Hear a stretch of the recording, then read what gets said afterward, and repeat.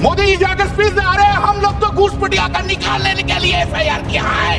एक घूसपटिया नहीं मिला बिहार का इलेक्शन में। ये लिस्ट है, अगर एक भी इसमें गलत हो तो बता दीजिए। एक भी गलत हो अध्यक्ष महोदय, चुनाव हुआ नहीं उससे पहले इलेक्शन कमीशन ने वोट काट दिए। 3 lakhs votes have been deleted, 5 lakhs have been deleted, 7 lakhs have been deleted, and BJP people are there, are dancing there in those numbers. one कर चलेगा, one कर चलेगा, one कर चलेगा। अध्यक्ष महोदय, ये जो नए नए लोग इधर से उधर खिसक गए हैं, यार ना बोले तो अच्छा ही है।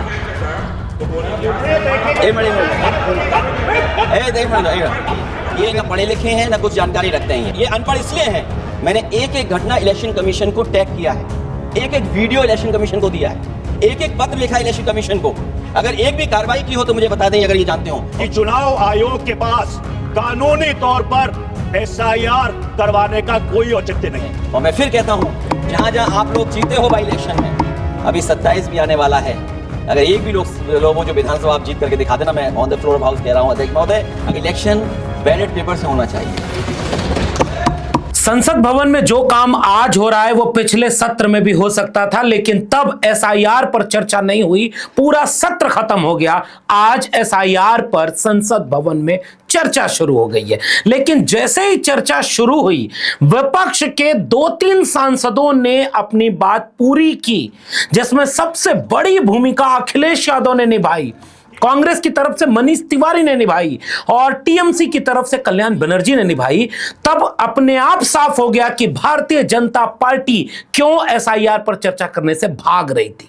वो ईवीएम से चुनाव कराने की बजाय बैलेट पेपर से चुनाव कराएंगे क्या? वे घुसपैठिए बिहार में कितने पकड़े गए, इसका जवाब देंगे क्या? एसआईआर किस कानूनी प्रक्रिया के तहत कराया जा रहा है, इसका जवाब देंगे क्या? बीएलओ की मौत से लेकर के उत्तर प्रदेश के मिल्कीपुर से फर्रुखाबाद तक के चुनावों में वोटों की डकैती जो हुई है, उस पर जवाब दे पाएंगे क्या? चुनाव आयुक्त की नियुक्ति से लेकर के चुनाव आयोग में ही जिस तरह से रिफॉर्म की जरूरत है, उस पर कुछ बोल पाएंगे क्या? कहीं ऐसा तो नहीं कि पहले वोटर चुनते थे कि हुकूमत करने के लिए सरकार किसकी बनेगी, अब सरकार तय कर रही है कि वोटर कौन बनेगा। इतने गंभीर सवाल आज एसआईआर के बहस में पहले ही दिन शुरुआती ही कुछ घंटे में आ गए कि भारतीय जनता पार्टी के लिए जवाब देना मुश्किल हो जाएगा। चुनाव आयोग तो कोई जवाब देता नहीं, क्योंकि उसके हिस्से का जवाब बीजेपी और उनके टेलीविजन मीडिया देते हैं। लेकिन सिलसिलेवार जरा सुनिए कि जब अखिलेश यादव ने बोलना शुरू किया तो कैसे उन्होंने शुरुआत ही इस बात से कही कि चुनाव आयोग निष्पक्ष नहीं है, उसके कमीशन का गठन की प्रक्रिया ही गड़बड़ है, और उसके बाद उन्होंने रामपुर से लेकर के उदाहरण दिया और कहा कि चुनाव आयोग में सुधार की जरूरत है। जिस इलेक्शन कमीशन से हमें यह उम्मीद थी कि निष्पक्ष काम होगा, निष्पक्ष कार्रवाई होगी, वो हमें कहीं देखने को नहीं मिली। मैं सबसे पहला उदाहरण यह देना चाहता हूं कि रामपुर का बाई इलेक्शन जो लोकसभा का हुआ, रामपुर का बाई इलेक्शन हमने ऐसा देखा जहां पर पूरा पुलिस प्रशासन, भारतीय जनता पार्टी की सरकार ये कोशिश में लगी थी कि मतदाता बाहर ना निकले, और पहली बार भारतीय जनता पार्टी वहां से चुनाव लोकसभा का जीती। ये बाई इलेक्शन लोकसभा की बात कर रहा हूं मैं, और एक एक घटना की सूचना हम लोगों ने इलेक्शन कमीशन को दी है। एक एक घटना के पुलिस क्या कर रही है, पुलिस कहां बैरिकेडिंग लगाई है, पुलिस कहां रोक रही है, कौन पुलिस का अधिकारी कहां जा रहा है, डीएम क्या कर रहे हैं, कमिश्नर क्या कर रहे हैं, और उसके बावजूद भी इलेक्शन कमीशन ने एक भी किसी के खिलाफ कार्रवाई नहीं की। और जैसे ही अखिलेश ने बात शुरू ही की थी, तब तक कोई टोका टोकी करने लगा कि ये निजी अपनी दर्द को बता रहे हैं। तो अखिलेश यादव ने उस अनपढ़ को, कोट अनकोट अनपढ़ को, अपनी शैली में समझाया कि उन्हें पता ही नहीं कि उत्तर प्रदेश के चुनाव में कितनी धांधली हुई है। समस्या अगर नहीं जानोगे तो सुधार किस बात का करोगे? अध्यक्ष महोदय, जब हम ये बात समझ गए कि इलेक्शन कमीशन बायस्ड है, अध्यक्ष महोदय, ये जो नए नए लोग इधर से उधर खिसक गए हैं, यार ना बोले तो अच्छा ही है।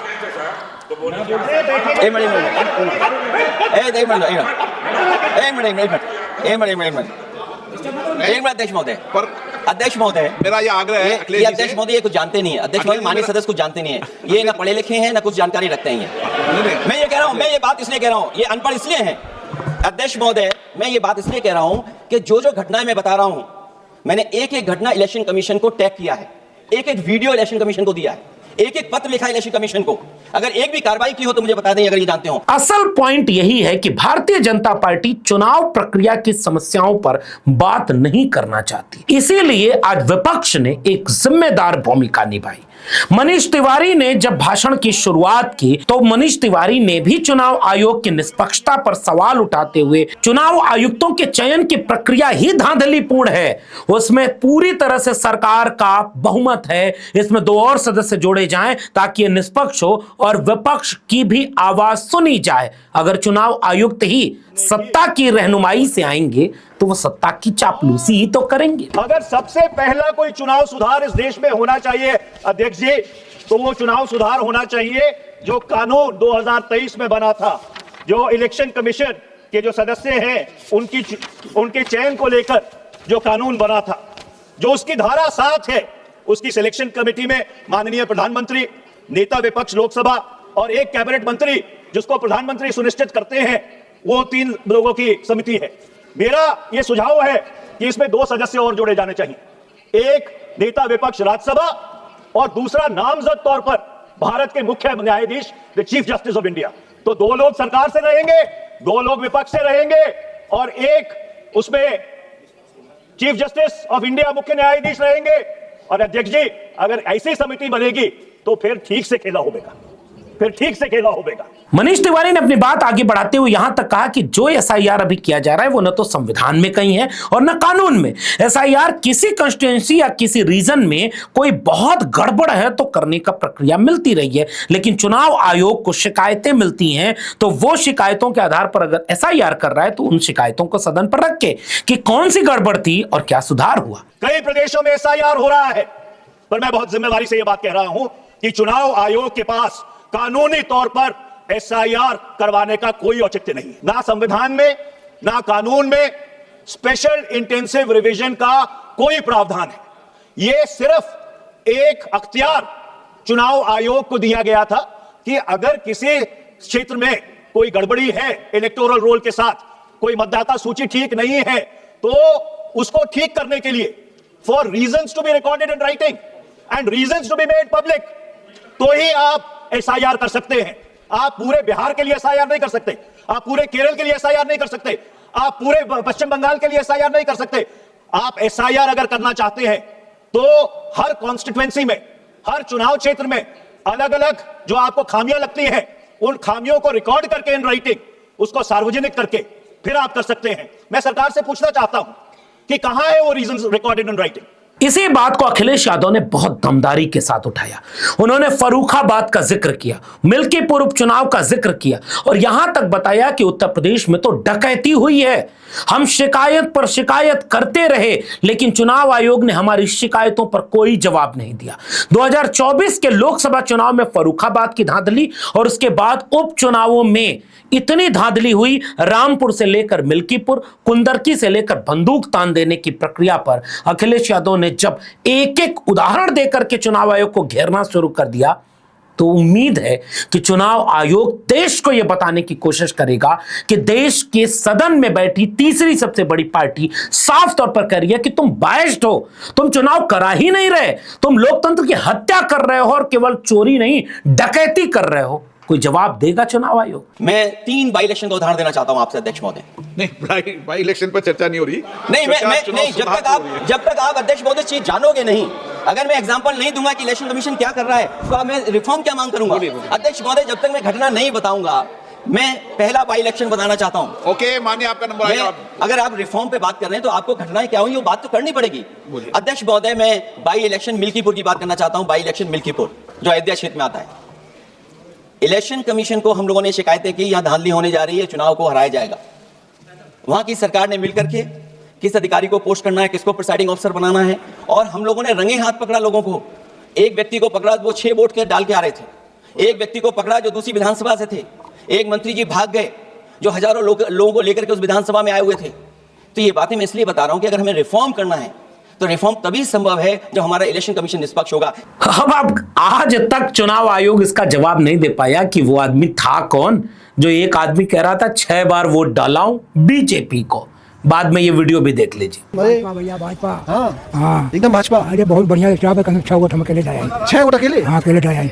आप अकेले 6 वोट डाले? 6 डाले। क्या नाम बाबा अपना? रामभोर पांडे। हाँ। इसके बाद चुनाव सुधार की पूरी बातचीत का सबसे अहम बिंदु जिसे मनीष तिवारी ने भी उठाया कि भाई आप ईवीएम के आधार पर चुनाव कराते हो तो वीवीपैट की गिनती क्यों नहीं कराते और बैलेट पेपर से चुनाव क्यों नहीं कराते। अखिलेश यादव ने अपने ईवीएम विरोधी बात को फिर से पुख्ता किया और याद रखिएगा अखिलेश यादव ने इसी बार नहीं बोला जब वो लोकसभा में देश की तीसरी सबसे बड़ी पॉलिटिकल पार्टी बने थे, चुनाव जीत कर पहुंचे थे, तब अखिलेश यादव ने उसी सदन में खड़े होकर के कहा था कि मैं 80 के 80 सीटें जीत जाऊं तब भी मैं ईवीएम पर यकीन नहीं करता, हम इसी से जीत करके भी आएंगे, लेकिन ईवीएम के खिलाफ बोलते हैं और जब भी मौका मिलेगा तो ईवीएम हटाकर बैलेट पेपर से चुनाव करेंगे। यह पुराना भाषण अखिलेश यादव का आज आपको जरूर सुनना चाहिए।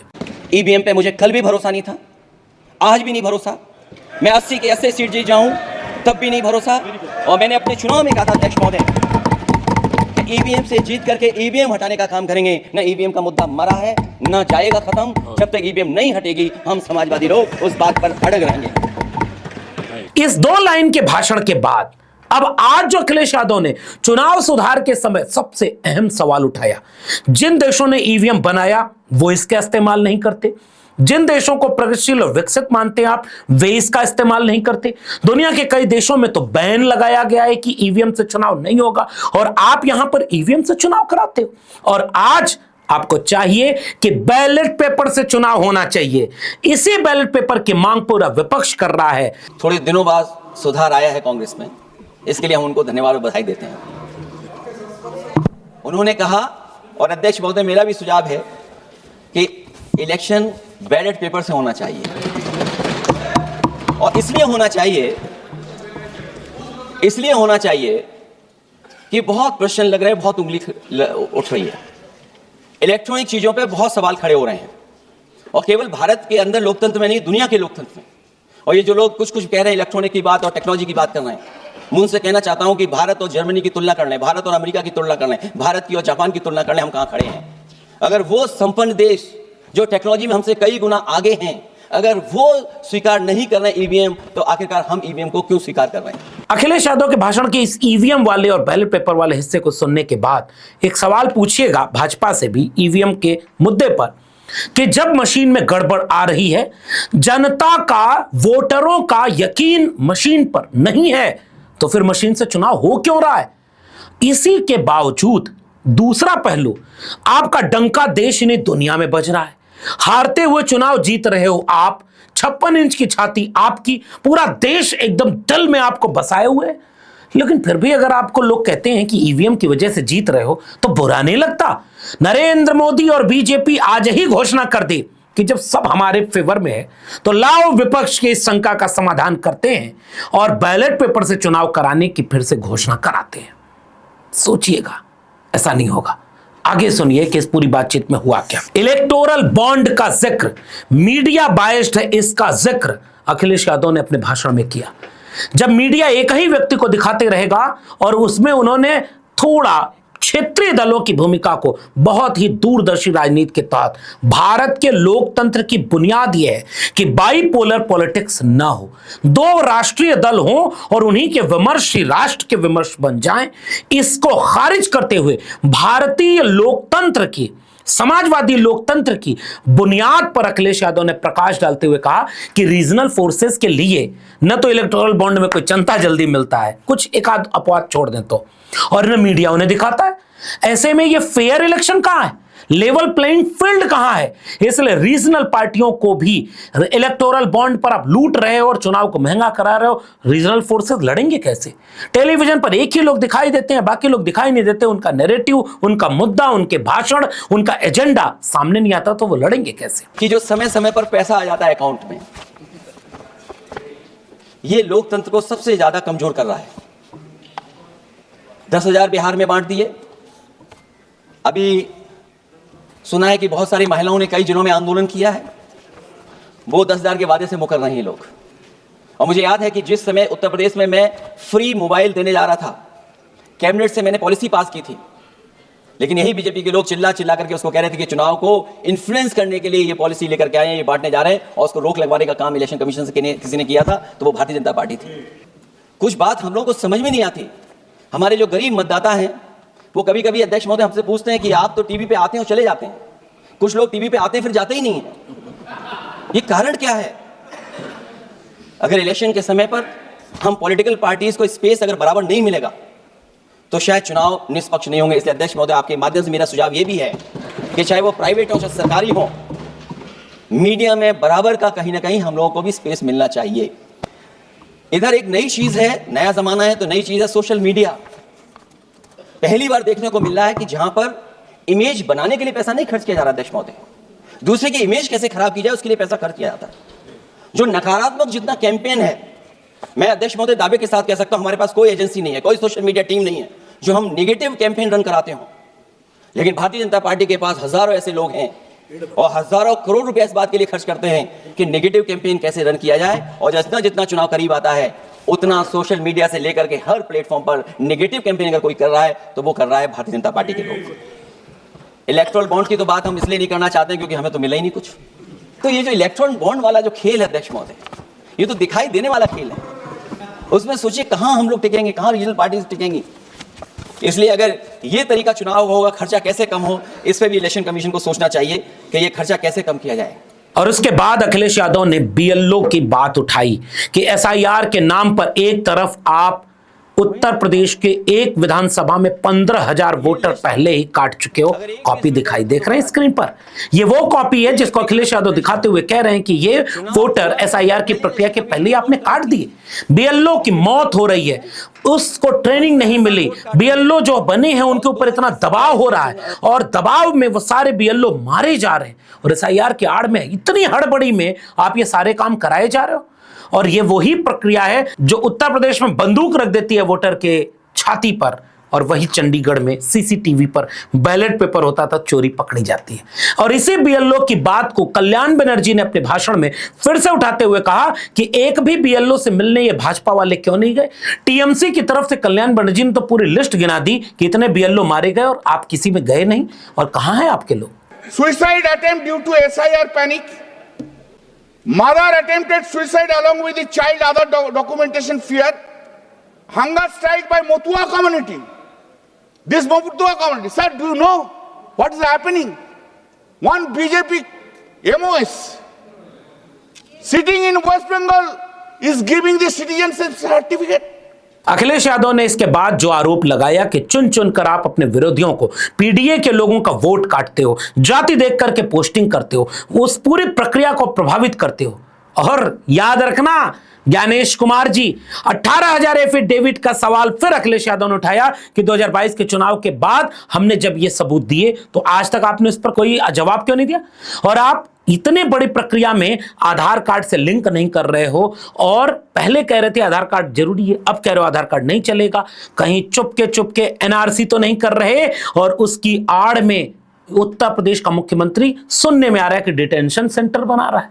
इस बात का जवाब बीजेपी को देना चाहिए और इसी सवाल को अखिलेश यादव को भी सुनिए और कल्याण बनर्जी को भी सुनिए।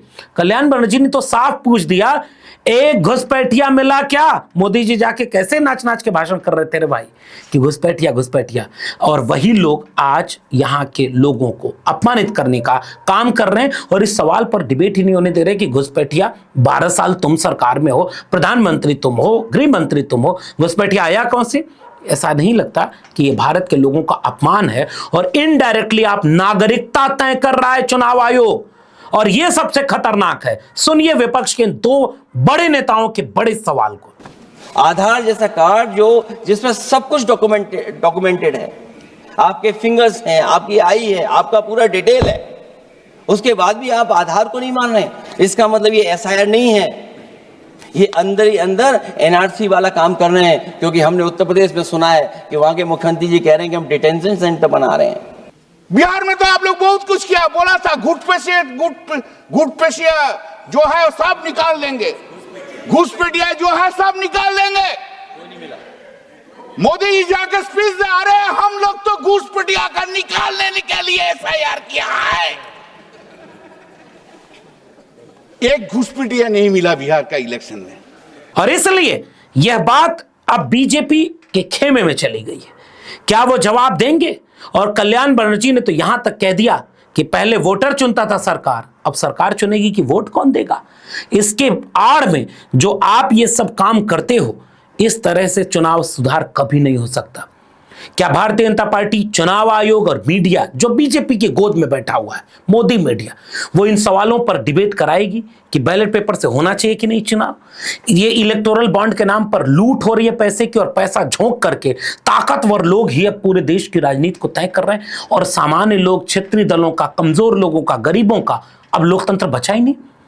क्या बीएलओ की मौत से लेकर एसआईआर की आड़ में चुनावी प्रक्रिया और भारत के संविधान के नियमों की धज्जियां तो नहीं उड़ाई जा रही हैं? क्या अधिकारियों की पोस्टिंग जाति देखकर नहीं हो रही, धर्म देखकर नहीं हो रही, सर्टिफिकेट बदल दिया जा रहा? कितने सवाल ऐसे, एक एक मिनट विपक्ष का सुनना चाहिए।